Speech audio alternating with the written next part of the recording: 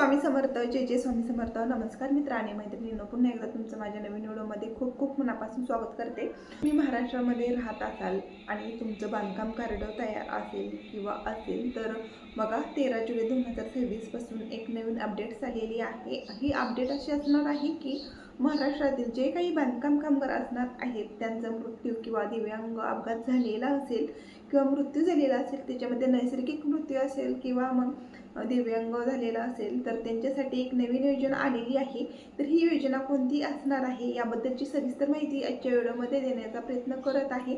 तत्पूर्वी चॅनलवर नवीन असाल चॅनल सबस्क्राईब करायचं आहे आणि शेजारचं बेल आयकॉन प्रेस करायचं आहे, जेणेकरून जे पण काही नवीन योजना येतील तर ते त्याचे सर्वात अगोदर माहिती तुमच्यापर्यंत पोहोचली जातील आणि तुम्ही एक पण योजना मिस करणार नाही। जर बघा तुम्ही बांधकाम कामगार असेल आणि तुमचा नैसर्गिक मृत्यू झालेला असेल किंवा मग घरातील व्यक्ती तुमची असेल तर अशा बांधकाम कामगारांना आता वर्षाला मिळणार आहेत पैसे, काही डीबीटी मिळणार आहे।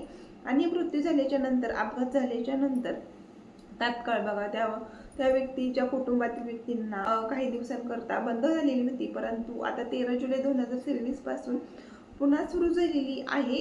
तर पहिलं काय व्हायचं तर पहिले त्या बांधकाम कामगाराला 2 लाख रुपये देण्यात येत होते, परंतु आता GR नुसार बघा 2026 मध्ये असं आलेलं आहे की अशी अपडेट आहे की या कामगाराला वर्षाला ह्या कामगाराला 3.5 लाख रुपये देण्यात येणार आहे। त्यानंतर वर्षाला जी काही डीबीटी ठरणार आहे तर 24,000 प्रमाणे 5 वर्ष डीबीटी देण्यात येणार आहे, परंतु ते कार्ड रिन्यूअल करून द्यायचं आहे आणि 5 वर्षापर्यंत 24,000 रुपये वर्षाला मिळणार आहेत।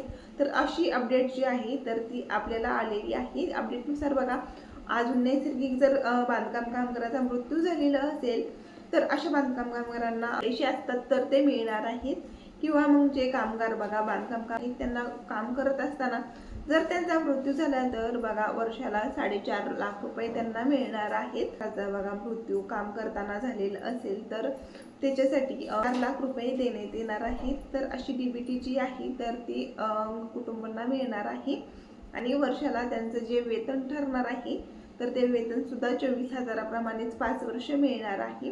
कामगार दिव्यांग असतील तर दिव्यांग योजनेमध्ये जर त्यांचा अर्ज केला असेल किंवा तर या योजनेचा लाभ घेत असेल तर त्यांच्यासाठी वर्षाला 5 वर्ष त्यांचं कार्ड जे असणार आहे त्यांचं सुद्धा कार्ड रिन्यूअल करायचं आहे आणि वर्षाला 25,000 रुपये त्यांना देण्यात येणार आहे। 25,000ची डीबीटी ती त्यांना होणार आहे। तर अशी अपडेट जी असणार आहे, गुड न्यूज जी असणार आहे 13 जुलै 2026 पासून तर मिळालेली आहे। तर या योजनेचा जर तुम्हाला लाभ घ्यायचा असेल तर तुम्ही आजच तुमचा अर्ज नोंदणी करू शकता आणि या योजनेचा लाभ घेऊ शकता। त्या बांधकाम कामगारांमध्ये ज्यांना पेटी संच त्याचबरोबर सेफ्टी किट मिळालेली नाही तर अशा बांधकाम कामगारांचा अर्ज करायचा आहे। बघा पुणे आणि सोलापूर जिल्ह्यामध्ये आणि त्याचबरोबर चंद्रपूर जिल्ह्यामध्ये सुद्धा ही योजना आहे। बांधकाम कामगार योजना पेटी संच 30 भांडी संच असेल तर ही चंद्रपूर जिल्ह्यामध्ये सुद्धा चालू आहे आणि पेटी संच आणि सेफ्टी किट जर घ्यायची असेल तर सोलापूर आणि पुणे जिल्ह्यामध्ये चालू आहे।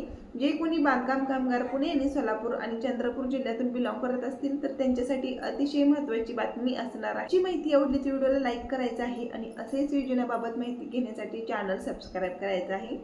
धन्यवाद।